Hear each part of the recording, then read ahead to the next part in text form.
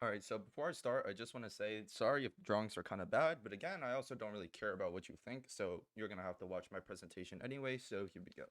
Video Games by Kurt Yang. Oh, that's me. You should probably know because I'm in your class.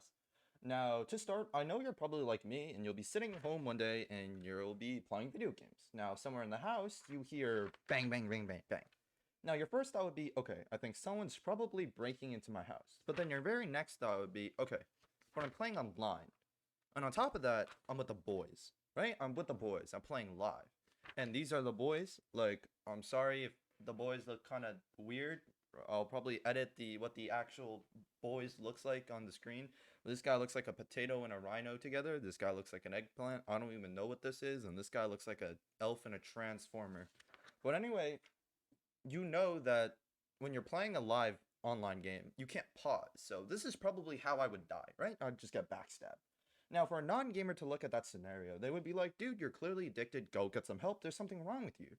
But as a gamer, y'all know that that's a normal situation. Like, for example, if you got to use the bathroom when you're playing a game, like when when I say you got to hold that stuff in, you got to hold that stuff in. Now, we're not here to talk about my silly gaming experiences, but what benefits video games brings to society today. The debate has been raging for years, but are video games really beneficial to you in society? Now, just a quick disclaimer before we start. It's important to know that always, like, doing too much of anything will always have the potential to be harmful. Like, seriously, having too much broccoli can even lead to broccoli poisoning. So use that as an excuse next time if you don't want to eat your vegetables. Now, you can even get water toxicity from drinking too much water. So naturally, if you only play video games for 24 hours a day, then obviously the negatives will always outweigh any benefits.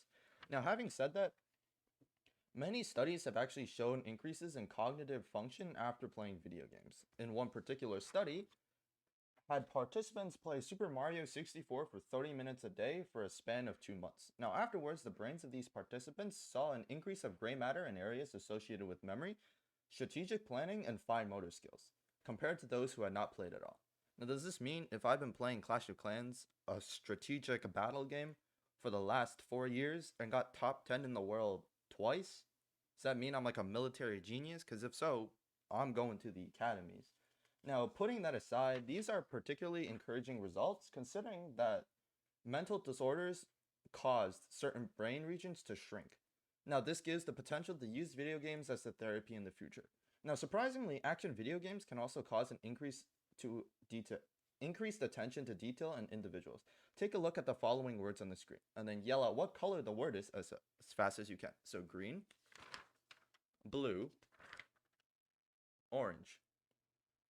Now let's do that again, but without me. So as we continue, you'll realize that it becomes difficult because there's a conflict between the word itself and its color. Now, chances are, if you play more than 5 to 10 hours of action video games a week, you'll be able to solve these problems much more quickly.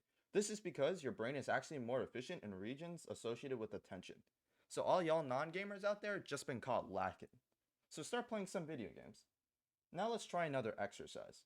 So, do you think you'll be able to track what's in front of your eyes? Keep an eye on the blue circle here. Eventually, it will turn yellow just like the others. And then I will point to a circle, and you will tell me if it was originally blue. If you know that this ball wasn't blue, then you're a functioning human being. Congratulations. But now let's make it harder. Staring at the middle of the screen can help you track the circles easier. Was this circle originally blue? If you said no, you're right. One more time, but now with 5 circles. Was this originally blue? Yep, it was. It turns out the average person can only track about 3 to 4 objects at once, while any household gamer can track about 6 to 7 circles. So all y'all non-gamers out there just been caught lacking once again. Now, video games may even help kids who suffer from dyslexia read more effectively. Now, in a small study, dyslexic children who played video games regularly ended up reading faster and more accurately, once again relating to improved attention skills. Meanwhile, other studies have actually shown improvements in eyesight.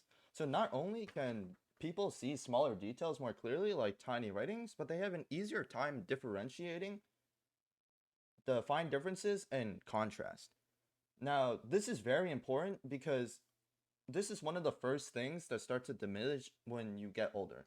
Now, even in the elderly, people have seen improved memory and focus with those who played video games from above 30.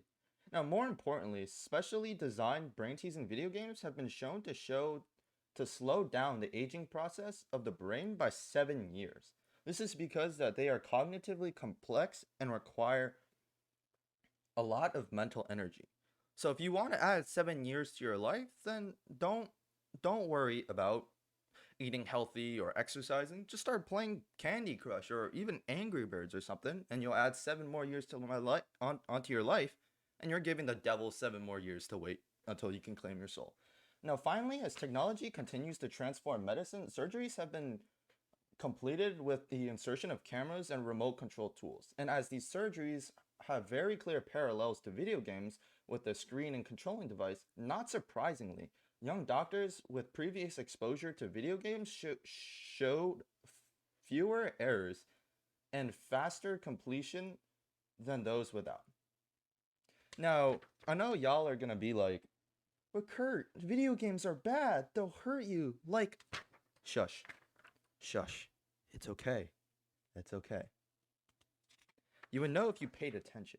Now, of course, these skills will only be useful if you use them. Now, what you can't do is play video games all day. So make sure to enjoy your downtime and relax with video games in moderation, but also get out and have fun. You have to keep your life diverse as well. This is how you win at the game of life. Now, I didn't come here to attack myself or my fellow gamers, and I think we can all conclude one thing, guys, right? Like I'm clearly not addicted, right? Like I never really looked at gaming as an escape from my reality, like a lot of people say. Maybe reality just got in the way of my gaming. And that's totally something that an addict wouldn't say, right? Hey, yo, that's some five head level stuff right there. It's too late. I gotta go to sleep now.